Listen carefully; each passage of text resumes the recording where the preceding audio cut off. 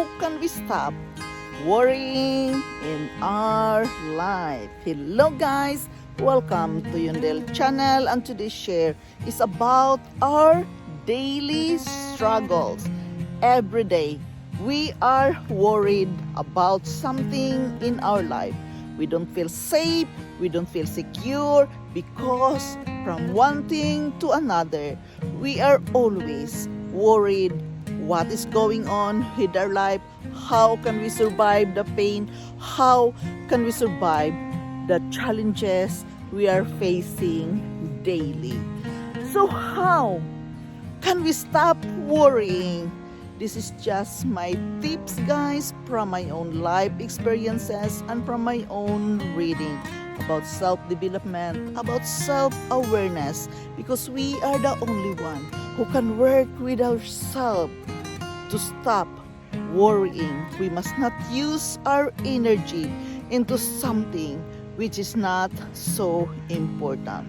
So by being clear in your mind that you don't like to worry for the bagatelle thing, it is very important, because you can live a good quality of life when you can control all the worries. Even stop worrying in our life. Just let it go as it is. Stop worrying. First of all, we must know and understand why it is so hard to stop worrying. Why? Because of our negative and positive beliefs about worry. We must think that if the worry is solvable, we must start to brainstorming, working with ourselves is very important when we are going to work with ourselves to stop worrying. We must think that if the worry is not solvable, then we must accept the uncertainty. If the problem is very difficult to solve, it is impossible to solve, then we must just learn to be mindful enough to face the uncertainty. And no matter what, we must just get up and get moving. Despite of the difficulties, despite of the challenges, frustrations we are facing, we must just learn to get up and get moving. We must take the time to pray and meditate, and we must practice progressive muscle relaxation. It is very important that we know how to handle ourselves to relax. We must have the trick of our brain to stop worrying. One effective remedy is the thought stopping technique. When the negative thoughts come or rumination, we must start to say ourselves, stop. Can you make it, guys, to say that to yourself? Stop. Enough is enough. You must just command to yourself, stop. This is not solvable, so I must just face it, and I must just relax, because in relaxation, the more you can have the clarity of mind to find the right solution. Worrying doesn't solve anything. That we have to think, guys. It doesn't help with just using energy to that, and it doesn't help anything. So relaxation is very important to practice, and brainstorming. When the negative thoughts come, just command yourself to say it loud. Verbalize it. The word stop. It is enough.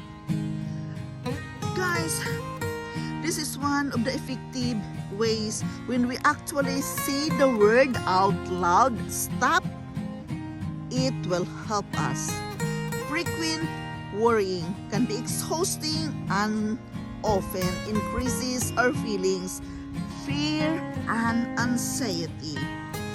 We must learn to put our mind elsewhere. Yes, think of the movie you saw, the funny movie, the comedy movie. Put your mind elsewhere when it begins to worry a lot. It is very important that we must prepare ourselves for the future. We must make a list of activities that we can do. Yes, do something, guys. Some other activities to put your mind elsewhere. Write it down. Therefore, journaling, scripting is very important because you must write it down when it begins to worry. To put your mind elsewhere, begin to write. We must add to our list the chores we need to do in and outside in the house. We must engage in physical activities, and that is exercise is a must to be done daily.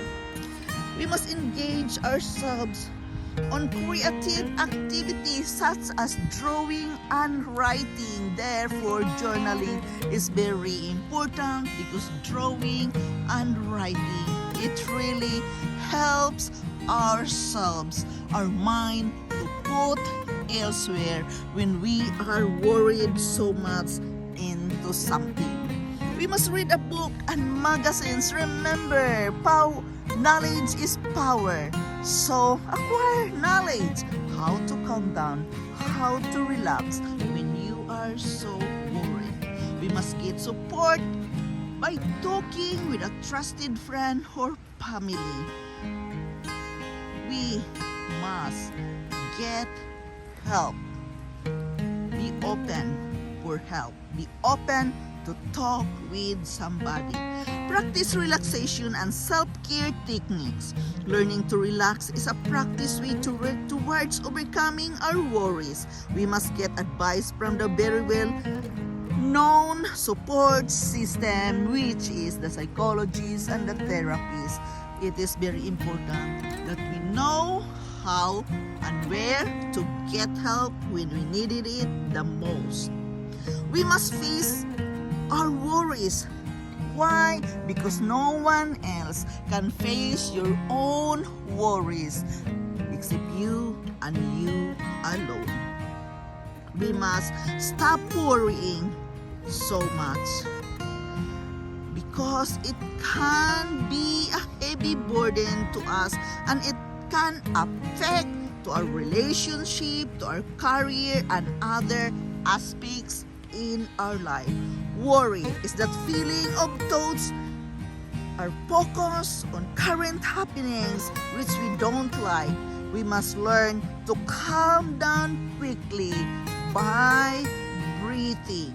We can do that when we start to feel the familiar panicky feeling. The best thing you can do is breathe.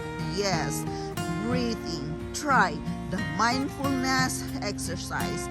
Try to do the physical activity. Always, it helps when you can put your mind elsewhere through a physical activities. Try to think about funny to distract ourselves. Try to take a cold shower. Guys, all these things, you are the only one who can do this. Overall, try to stop overthinking by stopping our thoughts in the moment and practice being in present. We must take a decision to become a person of action. Yes, to stop worrying, we must work with ourselves to become a person of action.